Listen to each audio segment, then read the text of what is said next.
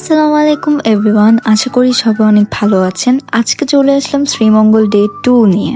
Day 2-তে আমরা আরেকটা রিসোর্টে গিয়েছিলাম। ওই রিসোর্টে আমরা গিয়ে কি করলাম, রিসোর্টটা কেমন ছিল, সবকিছুই থাকবে এই ভিডিও। আমরা সেকেন্ড ডেতে উঠে প্রথমে ব্রেকফাস্ট করে নিলাম অ্যান্ড ব্রেকফাস্ট করেই আমরা ঘুরতে বের হয়ে গেলাম কিছু জিনিস কেনাকাটা করতে অ্যান্ড শ্রীমঙ্গলে কিছু কিছু জায়গা ঘুরে দেখতে। এছাড়াও আমরা ঘুরেছিলাম মাধবপুরের ঝর্ণা দেখতে চলে গিয়েছিলাম, তো সেটার জন্য আমরা রওনা হয়ে গেলাম। সেটা আমাদের রিসোর্ট থেকে বেশ দূর ছিল, প্রায় 2 ঘন্টার মতো রাস্তার জার্নি ছিল। আমাদের যেতে অনেক সময় লেগেছে। আমরা এখানেও যেতে যেতে যখনই দেখছিলাম কিছু অনেক মজাদার খাবার পাওয়া যাচ্ছে, যেরকম আনারসের ভর্তা, দিন হচ্ছে পেয়ারা ভর্তা, এগুলো থেমে আমরা খেয়েছিলাম।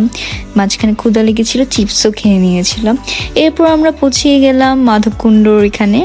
এরপর এইখানে আমি আপনাদেরকে একটা কথা বলে দিই, এখানে এই জায়গাটায় আসার পর প্রায় 10-12 মিনিটের মতো আপনাকে হাঁটতে হবে। যদি খুব আস্তে হাঁটেন তাহলে আপনাকে 15 থেকে 20 মিনিটের মতো টাইম লাগবে।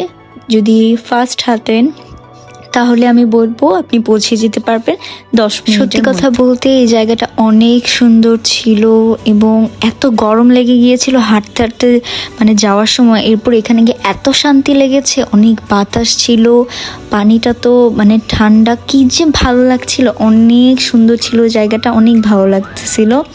সত্যি এই জায়গাটা বেস্ট ছিল। এরপর আমাদের ঝর্ণা ঘোরা শেষ, দেন আমরা আমাদের রিসোর্টে যাওয়ার জন্য রওনা দিয়ে দিলাম। অরণ্যের দিন রাত্রি, এই রিসোর্টে একটু লেটে পৌঁছানো হয়েছে, রাত হয়ে গিয়েছিল, তাই কোনো ভিউ নিতে পারিনি। এই ভিউ নিয়ে আমি আরেকটা ব্লগ করব ডে 3 নিয়ে। তো এই তো পৌঁছে গেলাম। প্রথমে আমরা ওয়েলকাম ড্রিঙ্কস খাচ্ছিলাম, এরপর আমরা আমাদের রুমে চলে গেলাম। রুমটা এত সুন্দর ছিল, সত্যি কথা বলতে বালিশিরা রিসোর্ট তো রুমটাও ভালো লাগেনি, ওদের সার্ভিসও ভালো লাগেনি এবং ওদের ব্রেকফাস্টও ভালো ছিল না। কিন্তু অরণ্যের দিন রাত্রির রুম বলেন, সার্ভিস বলেন, ব্রেকফাস্ট বলেন, সব কিছুই ভালো ছিল। একদম কিউট ছিল রুমটা, আমার এত পছন্দ হয়েছিল। অ্যান্ড এই রুমের রেন্ট কত বা কি অ্যান্ড ডিটেলস সব কিছু নিয়ে আমি আরেকটা ব্লগ আপলোড দিব হয়তো। আর যদি আপনাদের জানতে ইচ্ছা হয় দেন আপনারা ওদের পেজে নক করবেন, আপনাদেরকে ইন ডিটেলসে সব কিছু বলে দেওয়া হবে, রুমের রেন্ট কেমন এবং কি সার্ভিস আছে সবকিছু বলে দেওয়া হয়। অরণ্যের দিন রাত্রি রিসোর্টটা হচ্ছে একদম নতুন, ওদের রিসোর্টটা এখনো করা বাকি অনেক কিছু, লাইক ওদের সুইমিং পুলটা এখনো হয়নি। তাও আমার কাছে অরণ্যের দিন রাত্রি রিসোর্টটা অনেকটুকুই ভালো লেগেছে।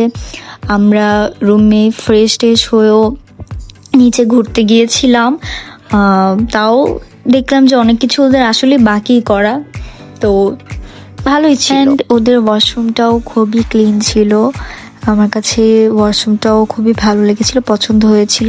দেন আমরা চলে গিয়েছিলাম ডিনার করতে।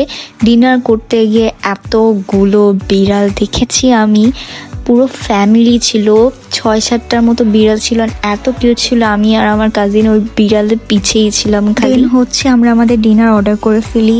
ওদের ডিনারের আইটেমের কেমন রেঞ্জ বা কি সব কিছু আমি আমার কমেন্ট বক্সে দিয়ে দিব এবং ইউটিউবের ডেসক্রিপশন বক্সে দিয়ে দিই। আর এইদিকে আমি থামতেই পারছিলাম না ওদের ভিডিও করা থেকে, এত কিউট ছিল। ওরা একটু পরপর গাছের উপর লাফিয়ে উঠে যাচ্ছিল অ্যান্ড আমরা রিসোর্টের লোকগুলোকে আস্কও করেছিলাম যে বিড়ালকে নেওয়া যাবে, ওরা বলেছিল হ্যাঁ।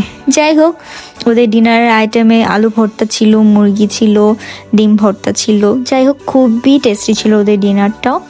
দেন আমি হচ্ছে রুমে এসে একটু আমার স্কিনটা ক্লিন করে নিলাম, দেন সব কিছু করে টোরে একটা ঘুমের জন্য রেডি হলাম, দেন ঘুমিয়ে পড়লাম। এই তো নেক্সট ব্লগে দেখা হবে, আমি ডে 3 নিয়ে আসবো ইনশাল্লাহ। যাই হোক, thanks for watching and keep loving me. Thank you so much.